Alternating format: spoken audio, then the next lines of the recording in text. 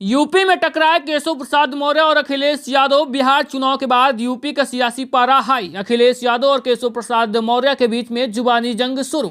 अक्सर केशव प्रसाद मौर्य अखिलेश यादव के बीच में तनातनी लगी रहती है। इसी के बीच में अब बिहार चुनाव परिणाम के बाद केशव प्रसाद मौर्य ने अखिलेश यादव पर तंज कसा, तो जवाब में भी अखिलेश यादव ने मुंहतोड़ जवाब दिया है। केशव प्रसाद मौर्य ने सोशल मीडिया के जरिए एक पोस्ट किया और जिसमें लिखा कि मगध जीता है, अवध भी जीतेंगे, 2027 में 17 दोहराएंगे। इसी पर अखिलेश यादव ने करारा जवाब दिया है। जाहिर सी बात है कि बिहार में एनडीए की जीत हुई है और भारी भरकम जीत हुई, महागठबंधन की बुरी तरह से हार हुई है। तो ऐसे में भारतीय जनता पार्टी और उनके समर्थकों के बीच में खुशी की लहर तो होगी ही। जब ये बात केशव प्रसाद मौर्य कह रहे हैं कि 2027 में 2017 दोहराएंगे, शायद ये बात भूल जाते हैं कि 2022 में वो खुद अपनी सीट पर नहीं जीत पाए थे।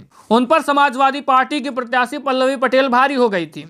खबरों में यह भी आया था कि ढेर सारे षड्यंत्र करने के बाद भी केशव प्रसाद मौर्य बुरी तरह से हार गए थे पल्लवी पटेल से। अब वो बिहार में एनडीए गठबंधन की जीत के बाद बड़े बड़े दावे करने लगते हैं, लेकिन वो 2022 का नाम नहीं लेते हैं। 2017 का नाम दोहराने की बात करते हैं, लेकिन 2022 वाली हार कहीं दोहरा न जाए, इसलिए शायद 2022 की बात नहीं करते हैं, क्योंकि पता है कि 2022 का अगर नाम लेंगे तो कहीं 2022 वाली हार का सामना ही न करना पड़ जाए। तो ऐसे में अब अखिलेश यादव ने क्या कुछ कहा है, हम आपको वो भी बता देते हैं। अखिलेश यादव ने एक पोस्ट करते हुए लिखा कि लगता है लखनऊ वाले के प्रतिस्पर्धा के चक्कर में किसी और ने भी नाम बदलना सीख लिया है और चुनाव आयोग का नाम बदलकर विकास कर दिया है और उसे अपनी जुगाड़ी जीत का आधार बता रहे हैं। यूपी में पिछले चुनाव में खुद हारे हुए जो प्रतीक्षारत हैं वो भी आगे जीत के दावे कर रहे हैं। केशव प्रसाद मौर्य के लिए इशारों में अखिलेश यादव ने बड़ी बात कह दी है कि जो अभी प्रतीक्षारत हैं, हारे हुए हैं पिछले चुनाव में, वो खुद अब बड़े बड़े दावे कर रहे हैं। अब अखिलेश यादव आगे लिखते हैं कि 2024 में हराया था, 2027 में हटाएंगे,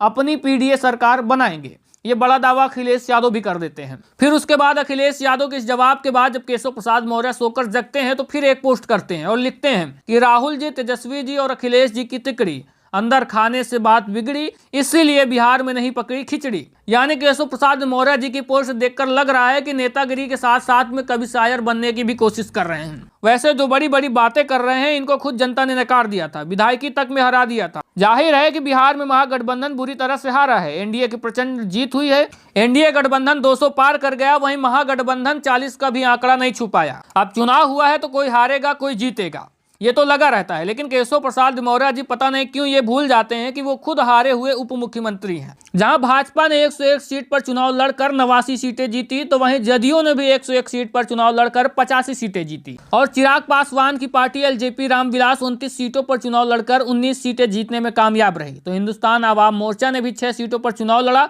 जिनमें से 5 सीटें जीती और राष्ट्रीय लोक मोर्चा ने भी 6 सीटों पर चुनाव लड़ा और 4 सीटों पर जीत हासिल की। तो वहीं बात करें इंडिया गठबंधन के साथियों की, तो आरजेडी ने एक सबसे ज्यादा 143 सीटों पर चुनाव लड़ा, लेकिन सिर्फ 25 सीटें जीतने में कामयाब रही। वहीं कांग्रेस ने 61 सीटों पर चुनाव लड़ा, उनमें से सिर्फ 6 सीटें जीत पाई। और वहीं असदुद्दीन ओवैसी की पार्टी ने भी 25-30 सीटों पर चुनाव लड़ा था, जिनमें से वो 5 सीटों पर जीत हासिल करने में कामयाब रही। तो ऐसे में इन आंकड़ों से साफ समझ में आता है कि इंडिया गठबंधन का प्रदर्शन बहुत ही बेकार था। लेकिन दोस्तों, ये बिहार की बात है, लेकिन जब उत्तर प्रदेश की बात होगी तो यहाँ का आलम कुछ और होगा, क्योंकि उत्तर प्रदेश के राजनीतिक मुद्दे अलग है और यहाँ की राजनीति भी अलग है। बिहार से काफी अलग है उत्तर प्रदेश, और यहाँ पर चुनाव लड़ने वाली पार्टियां भी लगभग अलग हैं। वैसे अब आप बताइए कि 2027 में यूपी में किसका पलड़ा भारी रहेगा, और वीडियो को भी ज्यादा से ज्यादा लाइक और शेयर करके चैनल को भी सब्सक्राइब और फॉलो कर लीजिए।